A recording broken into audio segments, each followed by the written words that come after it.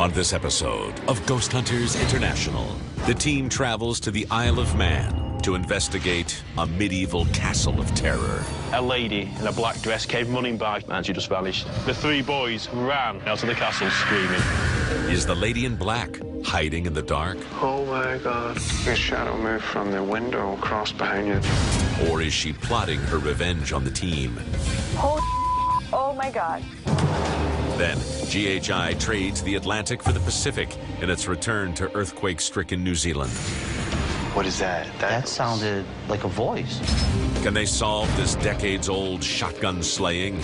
Who pulled the trigger? At the Rickerton Racecourse Hotel? Mr. Fraser, you make two lights flash?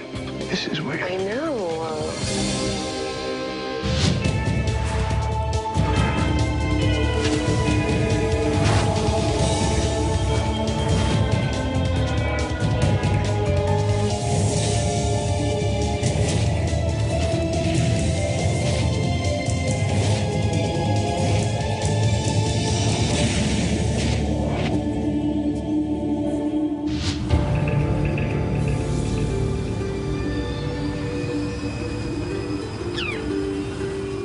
Hello folks, and welcome to the middle of the Irish Sea.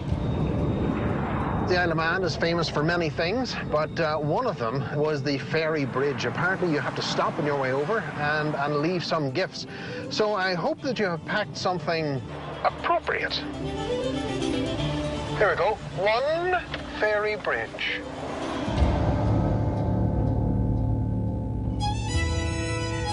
What have you brought?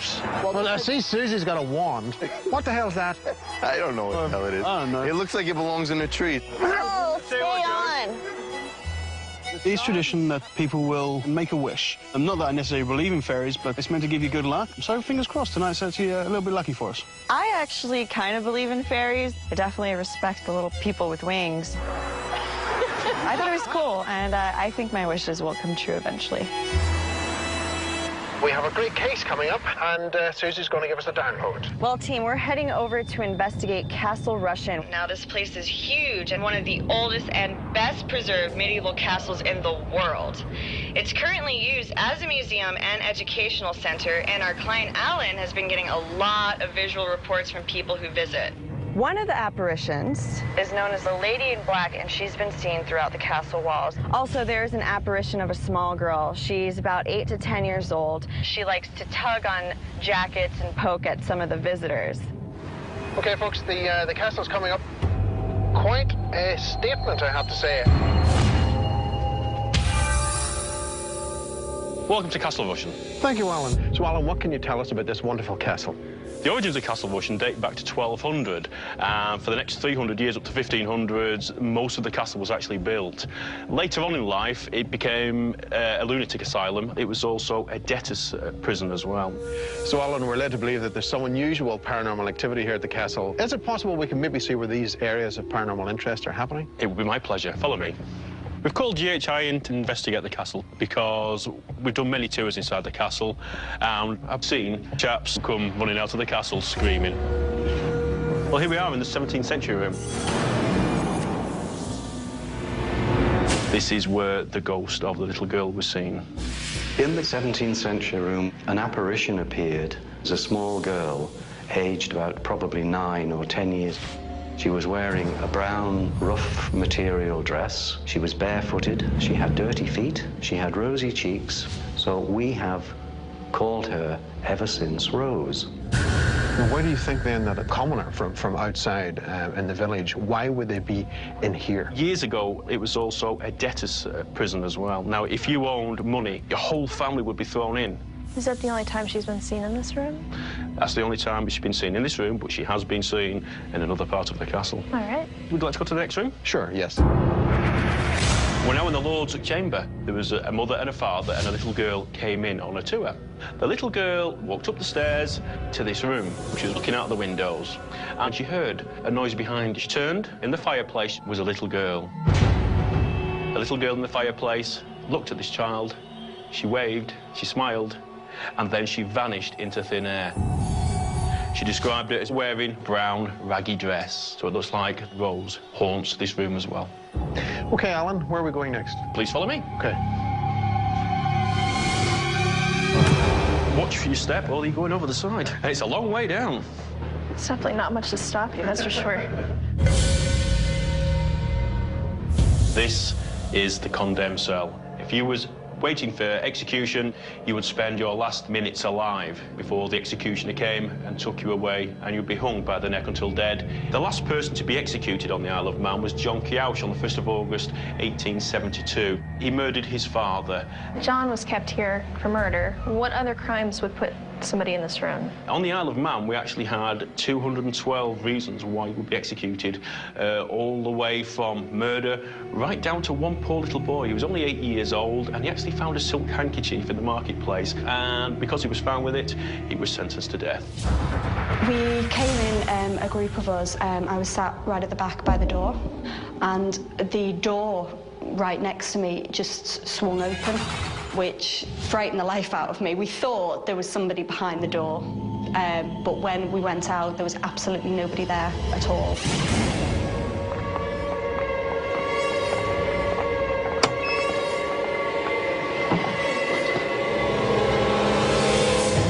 More steps. The reason why I brought you up here because 3 boys who decided to have a look at Castletown right from the top when suddenly a lady in a black dress came running by. She was wearing a long black dress. She had a black bonnet on her head, white face, and very dark hands. And they said that she just turned and she just vanished. The 3 boys ran from the castle and they vowed never to come and stay another night in Castle Rushen. Were there any other claims of activity up here? No, just a lady in black. That's all we know that haunts this area here. You want to be careful you don't get pushed down the stairs. I'm just saying. We just finished the tour with Alan of Castle Rushen, and there's a lot of apparitions here. OK, Scott, can you move the whole tripod further across that doorway, please? So I'm definitely interested to see if we'll be able to catch any of these things happening tonight. Scott, what did you do? But we are going to tackle this the best we can with our audio and our video equipment and see what we come up with. Do you know how to focus that in? Hold on. You're going the wrong way. Okay. How's that? Finally. Okay, how's this setup going? We are ready to rock. What we have here is the very, very top of the building. This lady in black with the very black hands. Then what we have is the 17th century room with these mannequins. We got the little girl that we're looking for. And then what we have is the Lord's chambers, where this same little girl's been seen sitting in the fireplace. And then finally we have the condemned cell, where this door's supposed to fly open. Okay, great. Let's get those lights out.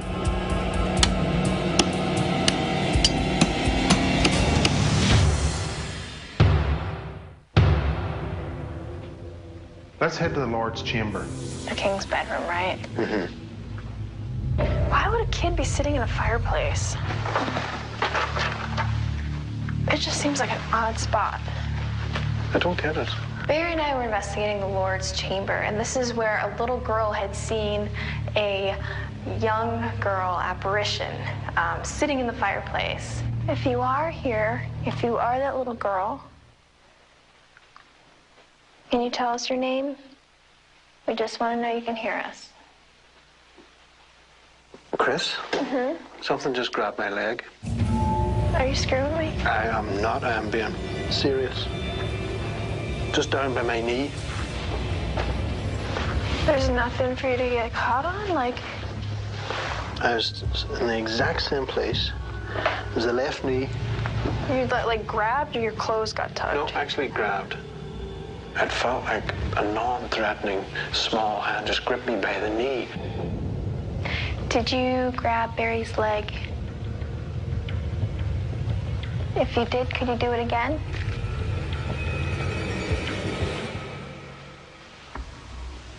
Were you able to come over and sit beside me? Maybe tell me your name. Are you able to touch Chris on the face? Oh my God. What? A shadow moved from the window, crossed behind you.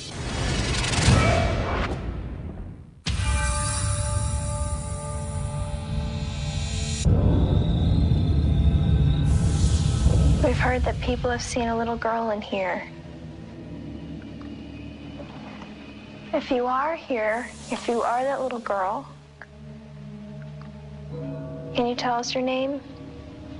Chris and I come up to investigate the Lord's chamber. This is where reports of a little child appear in the fireplace, and then she vanished. Are you able to touch Chris on the face? Oh my God. What? A shadow moved from the window across behind you. Chris and I were conducting an EVP session, and that's whenever I seen a shadow pass in behind Chris. Have you ever had your picture taken before? It doesn't hurt. Barry's taking my picture. You want to come sit next to me? We'll be able to see what you look like. Is there a draft? I haven't noticed one, but it wouldn't surprise me in a castle. Well, if she's got a voice, I'm sure we'll have caught it. You want to try another room? Yeah. Pending EVP session.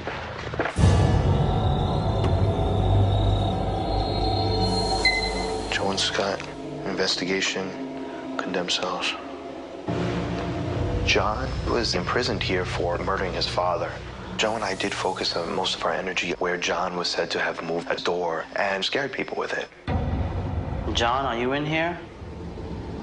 Are you responsible for the doors swinging open? You get a rise out of scaring people? If I approach the door, will you slam it open and give me a good scare? All we're asking is for the chance to experience this ourselves. Let's check this door out. And look at the force to it. So maybe the door was completely latched? Like when people are in here, and then it just swings open.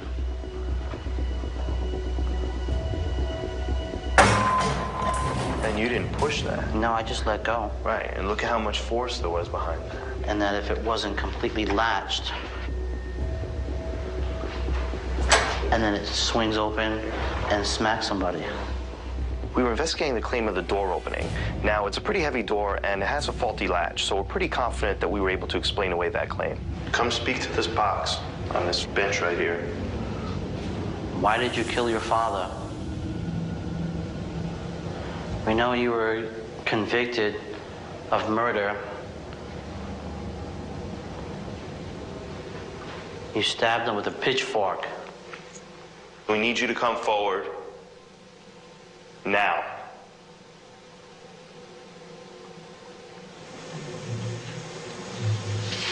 What the hell is that? What's that? Does that sound vocal to you? Yes, it did. We heard what sounded like a man humming. It was rather a deep male voice.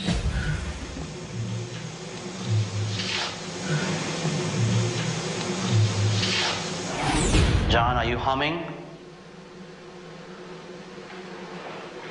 Could you do that again for us, please? Could you hum? Are you afraid to come near us? We have to make sense of what's been going on here. Nothing on the millimeter. Temperature's at a constant 61.7. That was creepy. That was creepy. Okay, this is an audio session. Paul and Susan, we're in the 17th century room, placing the audio recorder down on the table. You know, this room does feel a little off for me. Strange feeling in the pit of my chest right here. It's kind of nauseating. Hello?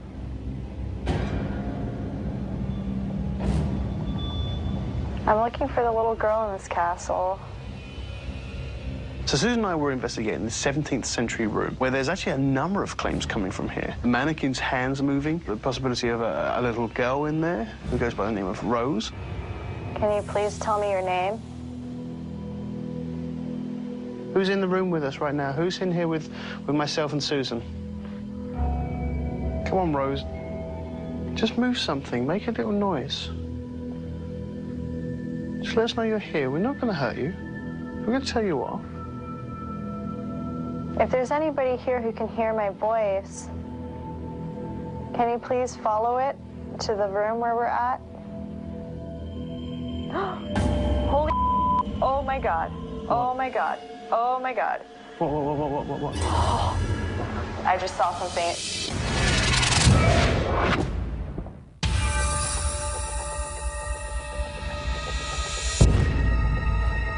Who's in the room with us right now? Who's in here with myself and Susan? Paul and I are investigating in the 17th century room. I wanted to investigate the claims of this little girl that's been seen in the castle. Holy oh my God. Oh my God. Oh my God. What? I just saw something. It was amazing. And all of a sudden, I saw what looks like a free-floating ball of mist. It was about this high. Yeah. And it was like see-through, and it morphed. It was like this morphing ball of blue mist. It was the craziest thing. Oh my God. It was astonishing to see. Unfortunately, Paul was at the other end of the room. He missed the phenomena, but it was pretty cool. Whoever that was that just passed here on the walkway, can you please come back and meet us? Can you give me some insight or some answer to what it was that I saw?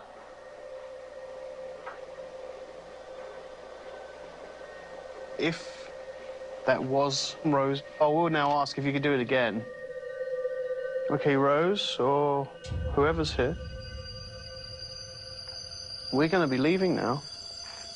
If you have left us a message, we will attempt to pass that on for you. With all the equipment that we were using, I'm hopeful that we're going to capture some of what's actually been going on. EVP session in. This is Paul and Susan in the 17th century room. It's a heavy door.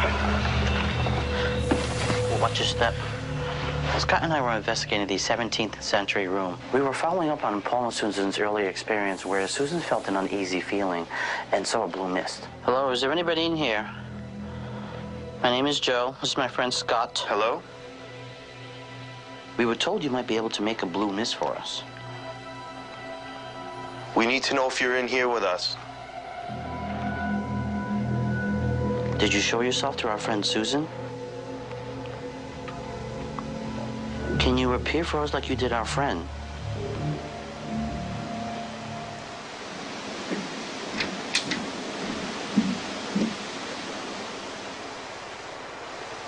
I hear footsteps. I heard that. It sounds like somebody running up the stairs. Yeah.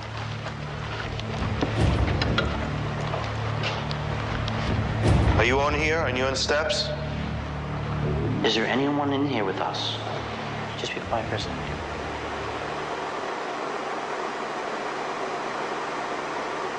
Who is walking around?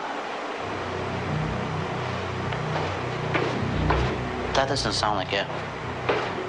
No, it sounded like more wood. muffled. Yeah, it sounded more like a rug or a wood or something. Do you want us to go back in that room?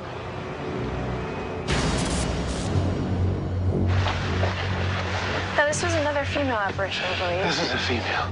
Barry and I headed up to the top of the keep. It's the highest point of the castle. And the claim up there is that people said that they had seen this woman dressed in black. EVP session. Barry and Chris on the top of the castle. Chris and I would like to make an appeal to this lady in black who was seen here. We are trying to establish some sort of contact. Do you understand why we're here? We just want to know what your connection to the castle is. Are you grieving for someone? Is that why you wear black? Can you tell me why you stay? Is it possible you can come forward to us? How do you feel about my friends and I walking around the castle? Do you want us to leave? I think I just felt a raindrop. Well, she does make an appearance. We do have a camera here that's running in the AVP session. Okay, guys, I think we've had a great investigation. Let's get the lights back up and get ready to leave.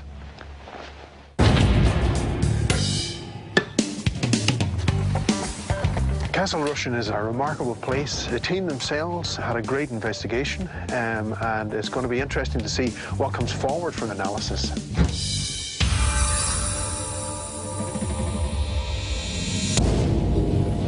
So we're just about to go into analysis for Castle Rushen. Because we were basically concentrating our DVR on the main tower where most of the claims came from, it did mean that we were going to be using our handheld cameras a lot more. This has meant we've got a lot more tapes to go through. It's going to take us a long time, but hopefully we're going to come up with some answers. All right, guys, Joe and I were investigating in the 17th century room, and when I was in there, I heard footsteps. They were definitely above me. You were in there, and you reported the exact same thing. Well, I picked it up pretty clearly. So if you guys want to listen to this, give me your take on this, but it's unmistakable. Let's go for it. You ready?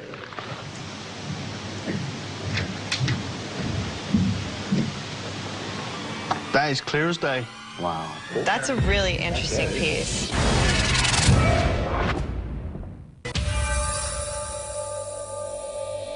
Alan, it's good to see you again. And you. We believe we have some answers for you. Excellent. Now, I know through the night, all of us had some experiences. Susie and Paul were investigating the 17th century room, and she happened to glance out through the door into the stairwell, and there was this blue mist that had formed and then vanished. It was gone so fast. The other two experiences actually took place in this room. That's correct. Yes, the large chamber. Yeah. Chris was just sitting down here. She was facing me, and I just happened to notice this small shadow pass round the back.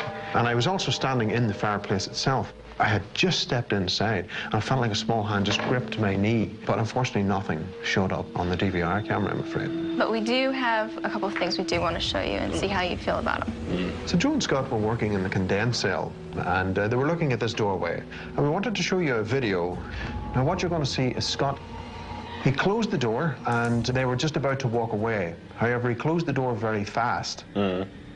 Seconds later, the door swung open. Now, he understood at that point what had happened. With him closing the door so fast, the latch hadn't connected properly, and the door has a tremendous weight on it. That's good to know. Now, moving on, Alan, during the investigation in the 17th century room, Joe and Scott were conducting an EVP session, and they were recording something unusual.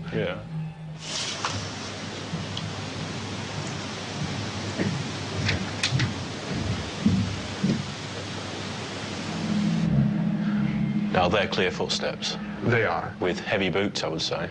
There was no one else in the building. So it was an unusual experience for them to have, of course. Now, one of the things that happened with Joe and Scott in the condemned cells, they were doing some EVP work when they started hearing this sound in the room that they couldn't explain. They didn't know where it was coming from, and luckily we're able to get it on the audio, so we'll have you take a listen. What's that? That's strange. So it doesn't sound like anything you've heard here before? No. No, I've not heard anything like that before. It's interesting, that. We had several interesting experiences, and we did capture a few audio recordings. But for us, we don't feel it's enough that we can call the castle haunted. But it has been a great experience for us, and Alan, we wish you the very best for the future. Thank you very much. Thanks for coming. Thank you. Now that GHI revealed their findings to me, it's been really interesting. All the stories that we've got have come from hundreds and hundreds of years, so what they've actually found in one night, it's beyond my wildest expectations. Well, Chris, there we have it, the Isle of Man. What did you think of it? A little frustrated because we all had experiences. We're also able to debunk some things. But I was really glad we did find evidence which actually gives credence to the claims of activity. Well, let's get back to the team and get ready to leave this island.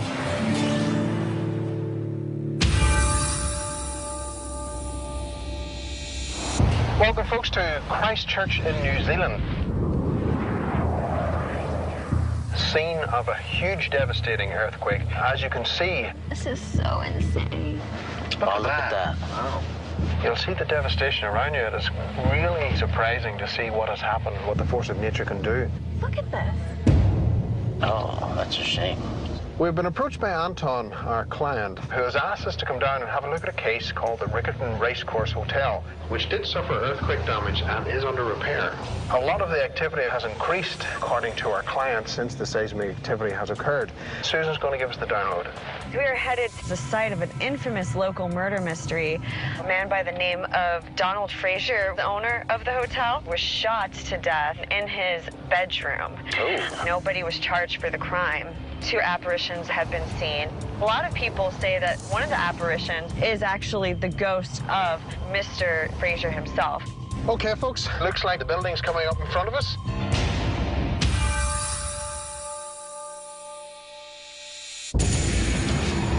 Anton, good to see you. Welcome to the Racecourse Hotel. This is Chris. Nice Good to meet you. And Paul. How you doing? How you going, mate? Good.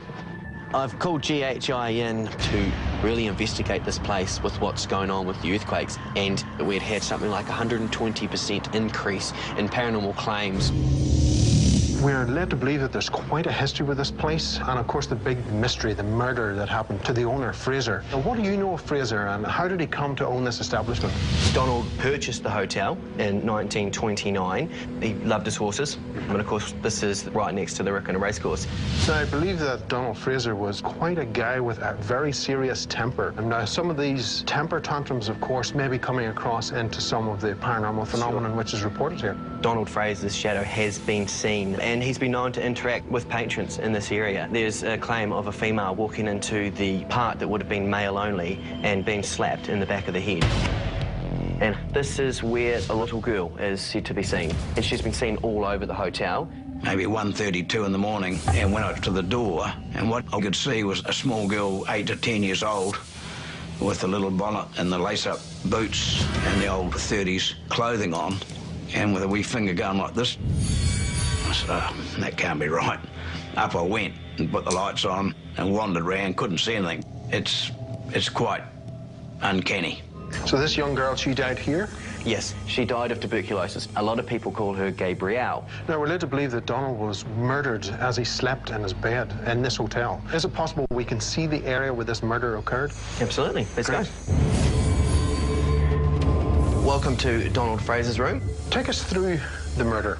Donald Fraser was in bed. The wife simply hears 2 shotgun blasts. The door behind us is ajar, and no one else is to be seen. It'd be interesting to set the room up exactly the way the murder had occurred. Yeah, and see if there's any correlation to the footsteps. With some of the furniture being put back in its place, it might actually attract possibly Donald back to the scene. I was carrying a bed from one room, putting it into Donald Fraser's room, and I heard a noise, and I turned around, and the floorboards were creaking directly in front of me. I had seen the figure of a male. He was quite tall. I believe the apparition that I seen was Donald Fraser. There has been audible phenomena. There's also claims of bloody footsteps from the murder scene. Well, we'll definitely get a look into this. Shall we move on? Absolutely, let's go. Welcome to room 8. As you can see, this room was the worst affected by the earthquake. The claims in this room are of bloody footprints, and this time they're a little bit different because they're child-sized footprints. These child's footsteps, who do you think they belong to? I'm not sure. They are an interesting claim, and that's why GHI's here. We are trying to chase up the murderer of Donald Fraser. This murder case has lay open since the 1930s. Who was it killed him, and why did they kill him? Just tonight. What we are dealing with here is a violent murder. We're also looking at the fact this place has had an incredible amount of seismic activity going on. There's all these different things which can sort of bring forth paranormal activity. So I'm interested to see just how much that's going to affect tonight's investigation. Guys, cameras are all set. We are ready to rock. Paul, how's your coverage? What we have is Donald Fraser's room, obviously where this murder took place. And we also have the hallway outside. We have the room where the bloody child's footsteps reported being seen in the floor. Here's the main hallway. Good setup. And let's get those lights out and start this investigation. Go.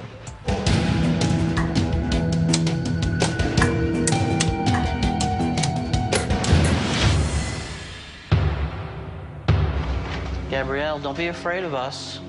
All we want to do is talk with you. Joe and I were investigating the Rickerton Racecourse Hotel bar area to follow up on claims of the sighting of a little girl, Gabrielle, Once we get situated, I got this new device. It's a ambient temperature deviation device. It measures significant temperature fluctuations. If it goes up by 5 degrees or more, a red light will light up and it'll sound. If it drops more than 5 degrees, a blue light will come on and it'll sound. Great. Please come forward. Come join us. I know you might be scared. We do not mean you any harm.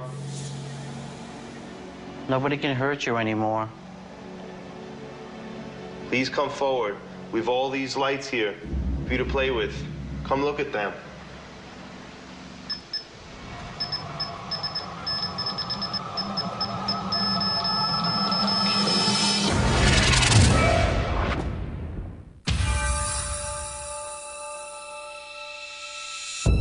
Please come forward. We've all these lights here for you to play with. Come look at them. Scott and I are investigating the bar area, and with us we had the ambient temperature deviation device. Little girl, is that you? As soon as he put it down, it started going crazy. And we think we might begin some kind of communication through his device. Little girl, could you come over to that device again and make it go off? Please make that light go off again. We just need to know. Oh my God, that's awesome. Wow. Okay, can you make that stop now?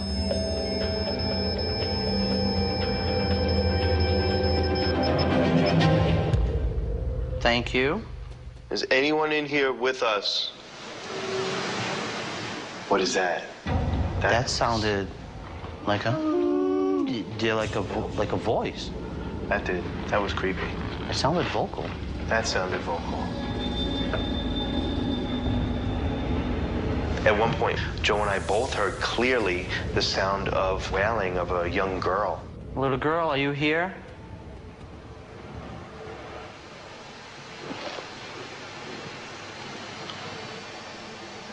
That sounded like footsteps. That sounds like it's footsteps right behind us.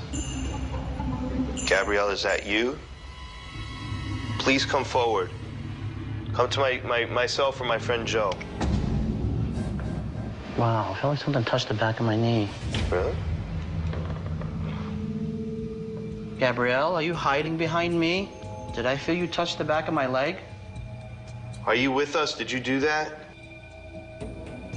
And I thought I felt something touch the back of my leg. Was it the little girl? I'm not sure. So hopefully that she's communicated in some way. That was interesting. Yeah.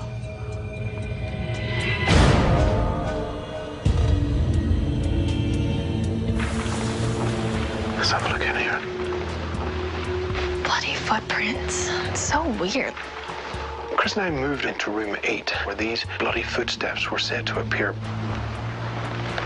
No, there's nothing here that looks like blood. We couldn't see any trace of any blood left on the carpet. So what we did, we brought in some fluorescein. This reacts to the protein in the blood and causes it to fluorescence under ultraviolet light. We may as well spray the floor of Fraser's room. Okay. We'll see if any of those bloody footsteps appear here. What is it supposed to look like if there is blood? It goes black.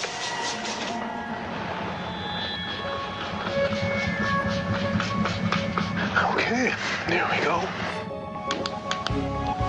There's some paint. Nothing. So there's no traces of blood protein. We were hoping to see any of those traces of blood. It's quite unknown as to why a series of bloody footsteps would appear. EVP session, Barry and Chris, Donald Fraser's room. Donald Fraser, you were murdered in bed, face down. Do you know who done this? Give us a clear answer on the device on the table. Who pulled the trigger? You're a bad-tempered son of a bitch. Maybe you got what you deserved. You drunken ass. Donald's a very aggressive man, and I believe that he may respond better to anger. So the questions that Chris and I were giving to him were more aggressive. We heard you were drunk. Your sad ass was carried to bed, and then you were shot in the chest. Were you aware that your wife was cheating on you?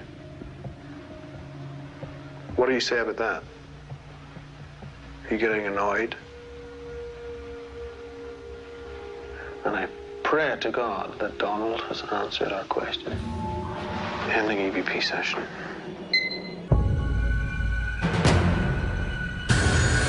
Donald Fraser, are you here? Are you with us? Are you in this bar? Do you know who killed you? A lot of people think that your wife has something to do with this. Susan and I decided to investigate the restaurant, the last place Fraser actually had his last drink. We basically came out here using the laser grid, trying to take some photography, and we're also using this new Mel meter that flashes lights and beeps when it detects high EMF. Okay, so now. Mr. Fraser, no one knows who's responsible for killing you. Mr. Fraser, if you're able to come towards us, if you're able...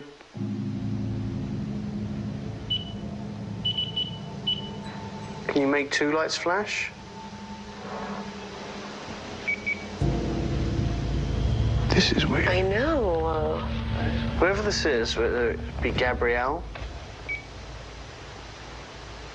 or Donald.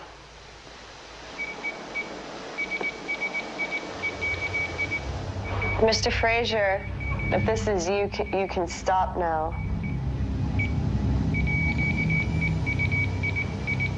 Yo, I need you to make that stop. I'm not sure, you know, because it just seems to be so consistent. It's not reacting, you know, we're asking it to stop, it doesn't stop. So you also need to look at the fact that that could be an increase of natural EMF just taking off now. Do you think that this has anything to do with the fact that there have been so many earthquakes here? Yeah. Don't believe there's anything paranormal. In fact, it's entirely environmental. With the seismic activity that's been going on and the earthquakes and whatnot, you know, it's no wonder there's a lot of this natural EMF floating around. Okay, guys, I think we've had a really good investigation here. Let's get the equipment packed up. I think we've had a great investigation here at the Riccarton Racecourse Hotel. At one point, Scott and I were having some activity. In the bar area, we were getting some pretty good hits. And hopefully, with the equipment that we had running, we'll have some answers for this puzzle.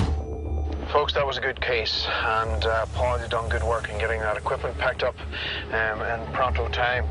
Also, guys, I want to let you know, a lot of the hotels and motels have been booked due to the fact that families are staying there because of the earthquakes. Fortunately, Anton says that he could hook us up with a place to stay for tonight. Well, this has to be it.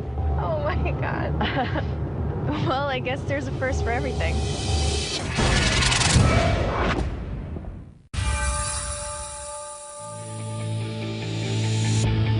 I have to say, it's actually better than I thought. I love it. It's pretty cool. Came in, I was kind of bummed. I'm like, we're all gonna have to bunk with each other? Like, ugh. I lucked out with Susan. Well, Joe snores. It's been kind of neat here in New Zealand because we're all kind of staying in a house rather than a hotel. And crazy. It was nice to see Scott and Susie cooking. a shot of every dish. Wow. All right, guys, it's done. Okay. Then we all end up eating, I don't know if you call it breakfast or lunch together. I mean, for us, technically, it's breakfast. We just got up. That was delicious. I'm so full.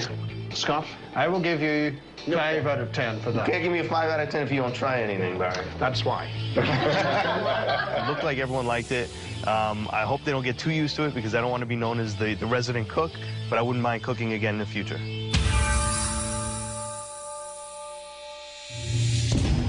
We're just about to go into analysis now for the Riccarton Racecourse Hotel. Now it's time to go through our data and determine what's actually going to come from this investigation. One of the things I caught, guys, was, Joe, you and I were in the bar, and we heard the footsteps. We were worried it wouldn't get picked up, but we picked it up. So if you guys want to hear it, let me know what you think. Do take a listen. That sounded like footsteps. That sounds like it's footsteps right behind us. Yeah, I hear that. I hear it. Sure. Hear it? I know that we were upstairs. We were there, yeah, when you guys we were downstairs, you guys were upstairs. Yeah, and in fact, we have the footage here, actually. You can see Susan and I in here. Yeah. I had my boots were... Just digging into that ground, huh? Okay, well, there you go. Anything else? We got anything else? Okay, now, I've got a piece when Scott and I were in the bar area. I was asking EVP questions, and I've got something. Cool. Why were you so belligerent? No way. Wow. That's awesome. Anton, it's good to see you again. It's good to see you. We took a look at this claim of bloody footprints, and we used a particular chemical called fluorescein. There was no physical dried blood resembling any sort of footprints or anything. Okay. Could mean that what the people were seeing would be like seeing an apparition that's not physically there. Interesting. Thank you. Some of the personal experiences, of course, led through to Joe and Scott, who were working down in the bar, and Joe had felt something brush by his leg. Up to myself or my friend Joe. Wow, I felt like something touched the back of my knee. Really? During our investigation, we were able to get one thing that was questionable. And we want you to take a listen to it. It's actually Joe and Scott. They're investigating downstairs in the old bar area. Okay. Why were you so belligerent? It's amazing, yeah. I don't know.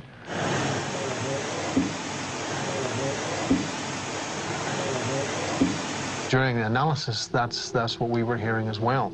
Yeah. So do you think that Donald Fraser maybe is living in some sort of denial, maybe in the spirit world? Very confused. I mean, I think an angry man in life is a confused person.